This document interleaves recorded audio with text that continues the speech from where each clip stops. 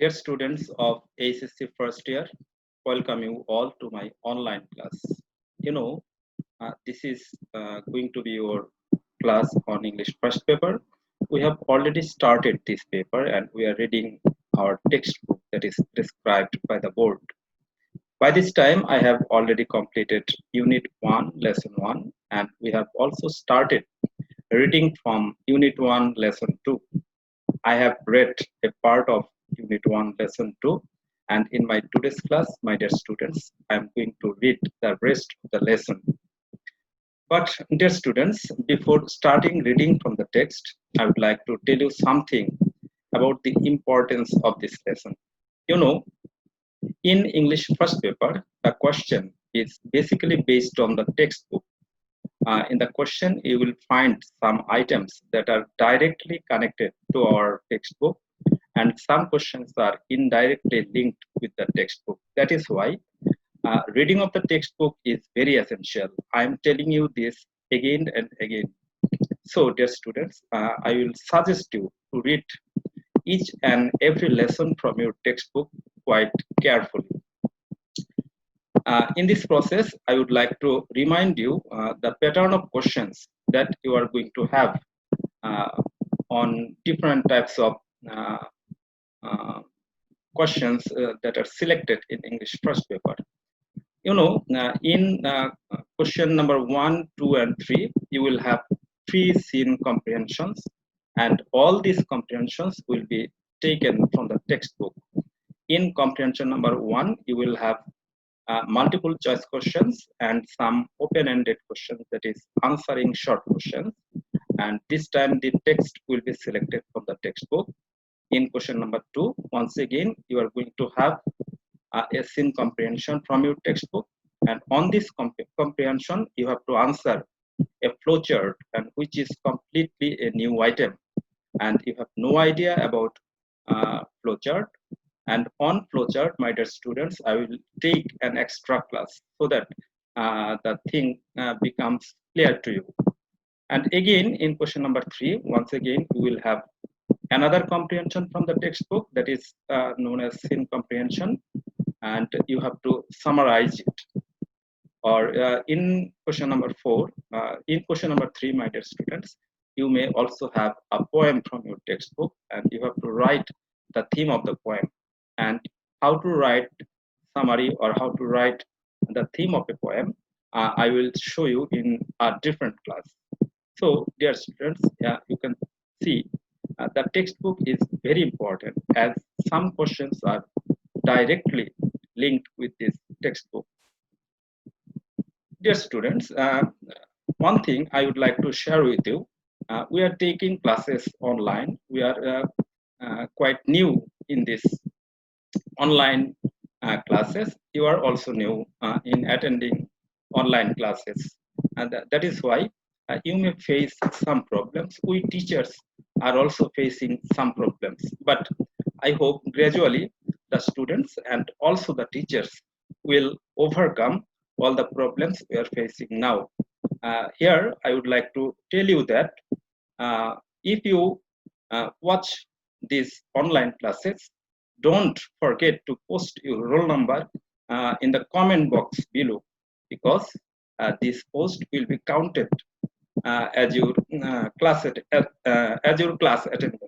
So I will suggest you to put your roll number in the comment box below just after watching the class, and also make your important comments regarding the class. Your comment will be highly appreciated.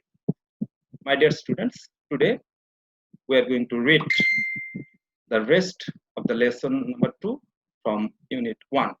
Let's start reading from the text. Dear students, this is the text that we are reading, and in my previous class, I read up to line number 19, and today I'm going to start from line 20. And you know, the text is about Nelson Mandela, the legendary leader of South African people. And Nelson Mandela, you know, was a fighter against apartheid. He broke down apartheid and established democracy in South African society. And to establish democracy in society, Nelson Mandela had to face huge torture on the part of the white minority rulers of South Africa, but he was determined. Um, he was determined to break down this black law, that is apartheid, and ultimately he became successful to uh, establish rights of the black people in South Africa. Let's start reading from line number 20, and you uh, just try to follow me. He formally left public life in June 2004 before his 86th birthday. That means Nelson Mandela retired from his eventful life of politics. He retired from politics just before his 86th birthday. That means Nelson Mandela had a very long life, and when he was 86, he retired from his eventful political life, political activities actually, and the year was 2004. And just before his retirement, he told something to his countrymen, that is, telling his adoring countrymen, that means adoring countrymen. What do you understand by this term adoring? That means his beloved countrymen. Nelson Mandela loved his countrymen very much. And just before his retirement, he made a call to his countrymen. What is this? That is, don't call me, I will call you. But he remained one of the world's most revered public figures, combining celebrity sparkle with an unwavering message of freedom, respect, and human rights. Dear students, you understand? Nelson Mandela was very popular among the South African people, not only among the South African, but he crossed the boundary of his own country and reached to the oppressed people all across the world. That is why he is respected, irrespective of class and creed. People all over the world respected him very much. Though he was a political prisoner, sometimes he spent a long period of his time in jail. Still, he was a celebrity, and he cherished the message of, or he cherished the philosophy of freedom, respect, and human rights.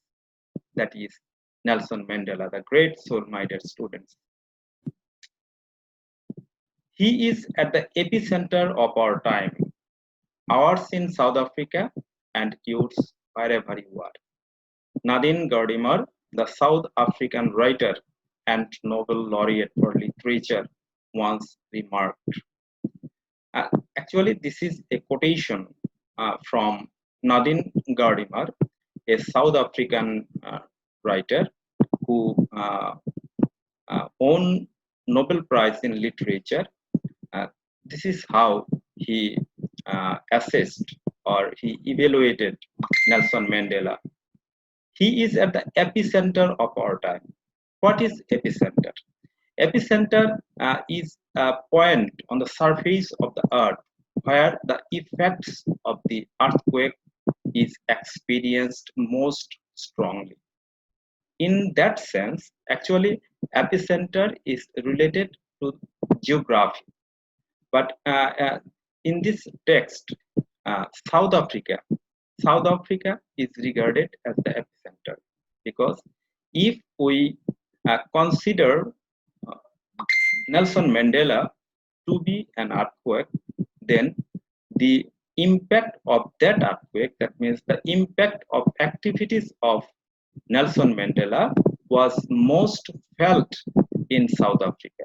That is why South Africa is called the epicenter by Nadine Gordimer. And not only South Africa, it is felt not only in South Africa, it was felt most in South Africa, but its impact was felt all across the world.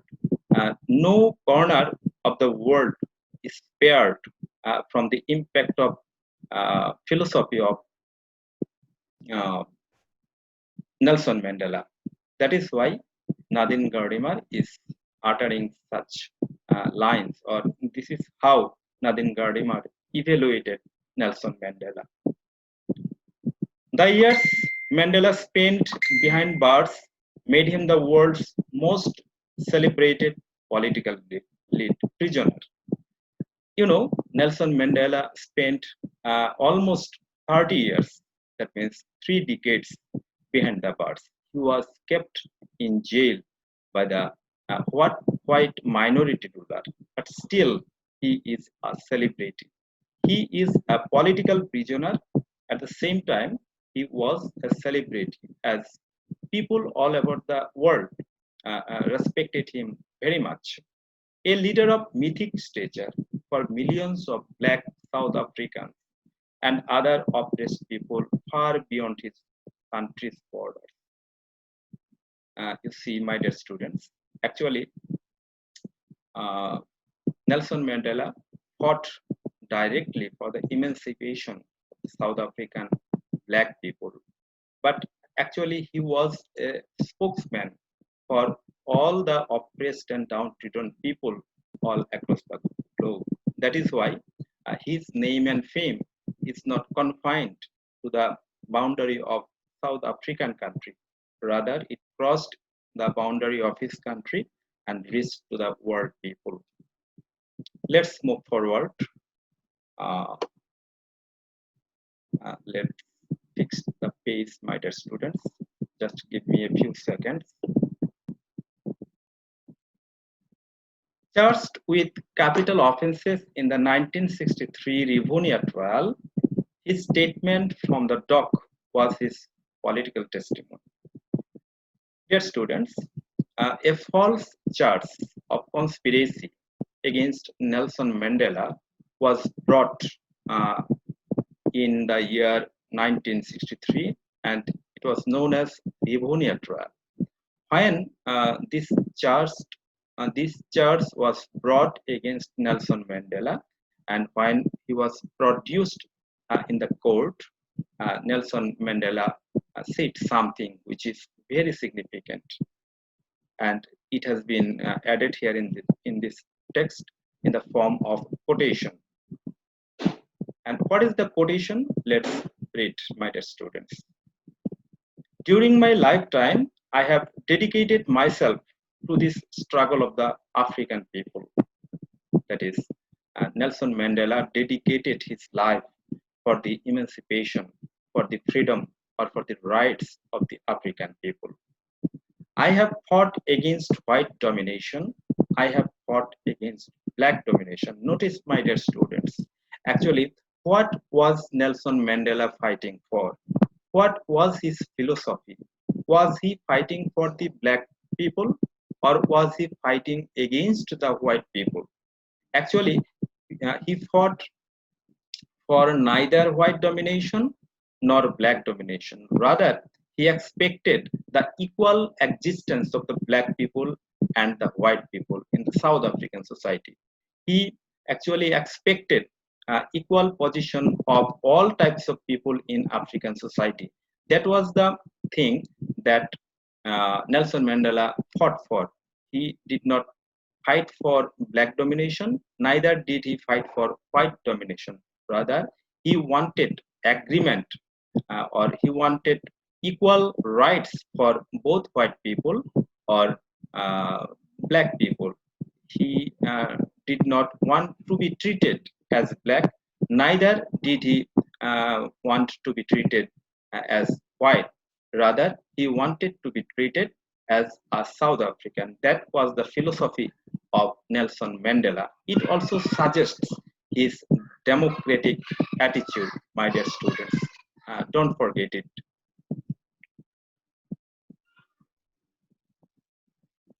I have cherished the ideal of a democratic and free society in which all persons live together in harmony and with equal opportunities, he told the court. So, dear students, from these utterances of Nelson Mandela, we can better understand about the philosophy of Nelson Mandela. What was Nelson Mandela's philosophy? His philosophy was to establish the true democracy. He wanted democracy in the true sense of this term. He fought for equal opportunities and harmonious existence of all types of people in South African society. It is an ideal I hope to live for and to achieve, but if needs be, it is an ideal for which I am prepared to die. That is the testimony of Nelson Mandela. Uh, it is an ideal, that means for true democracy. He cherished for a society free from all types of discrimination. He wanted to live in such a society where people would not be treated uh, based on the color of their skin. Rather, they should be treated by the content of their characters. That was the ideals Nelson Mandela fought for. And it is such an ideal for which Nelson Mandela uh, told us for which he is prepared to die. So, from this section, we can understand clearly that Nelson Mandela was actually out and out a democratic person.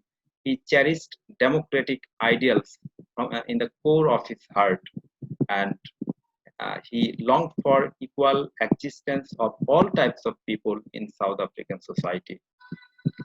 Friends adored Mandela and fondly called him Madiba, the clan name by which he was known. People lauded his humanity, kindness, and dignity. Actually, Mandela's friends and relatives would call him uh, by his clan name, that means by his family name, which was Madiba.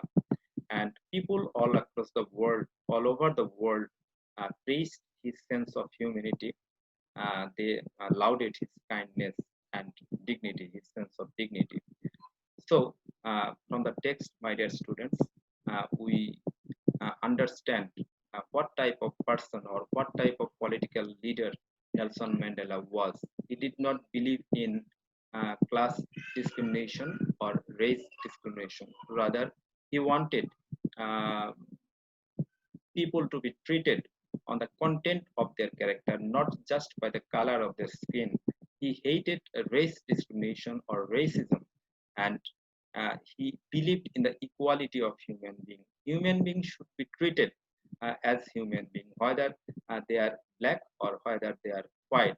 The color of the skin is not the true identity of human beings. Rather, they should be treated equally. They should be given equal rights, and such a society of equal importance, equal opportunities, Nelson Mandela was hoping for, he was fighting for. That is the text, my dear students, and this is the end of lesson number 2 from unit 1. Now, I would like to show you some important words which are very important, and to understand the meaning of those words is very essential to do well in multiple choice questions, and at the same time to give answers to the short questions. And it is also essential to understand the text overall. So let's see some important words. In the previous class, my dear students, I also showed you some important words taken from the text, and I explained their meaning to you. And the same way in my today's class, and the portion I have read out to you today, I have selected some important words, and now I am uh, showing you the words with their meanings. First of all, unwavering. What is unwavering? Unwavering means that cannot be changed. That is that doesn't change actually, and you can see the meaning. not changing or becoming weaker in any way. That means very much firm. That is called unwavering. Actually, Nelson Mandela was one unwavering type of character. Then epicenter. I have already told you the term epicenter is related to geography. And what is epicenter? It is the point on the surface of the earth where the effects of an earthquake are felt most strongly. And here in this lesson, South Africa is the country South Africa is called the epicenter, where the effects of Nelson Mandela's personality or his political activities are felt mostly. Mythic, related to myth, that has become very famous. Nelson Mandela is called a character of mythic stature. That means Nelson Mandela has risen to the height of a mythic character. That means he has attained huge popularity all over the world. Testimony, a thing that shows something exists. Uh, then dedicate, to give a lot of your time and effort to a particular activity. As for example, Nelson Mandela dedicated his life for the emancipation of the Black African. That means he spent a lot of time of his life, and he spent a lot of his effort to establish democracy in South African society. That is dedication of Nelson Mandela. Harmony, a state of peaceful existence when people of different caste and creed live together on condition of solidarity and brotherhood. That is called harmony.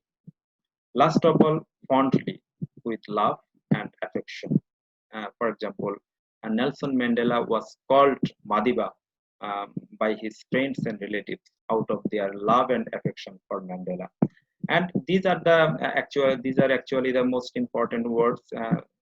Also, I have selected these words according to my own assessment, and I will suggest you if any other word uh, seem difficult to you, you should write out those words and learn the meaning of those words. This is how you can understand the text quite clearly. And if you understand the text, then it will be easier for you to answer multiple choice questions, to write out the answers of short questions that will be selected in scene comprehension number 1. And as I have told you at the very beginning of my class, I will show you how to write flowchart, or how to write summary, or how to write theme of a poem in different classes. So don't worry about that. Everything I will show you gradually in my classes. Uh, but first of all, I will suggest you, your first duty would be to read the text very carefully, and you must understand the meaning, or you must know the meaning of the important words from the text. And this is all about my today's class, my dear students. Hopefully, I would like to tell you that you will read the text from top to bottom, and you will attend the ongoing online classes regularly, and uh, gradually you will overcome the problems you are facing regarding your English first paper. Going to close my today's class, my dear students. Hope to meet you very soon with another class, another topic. And till then, my dear student, stay home, stay safe. Thank you.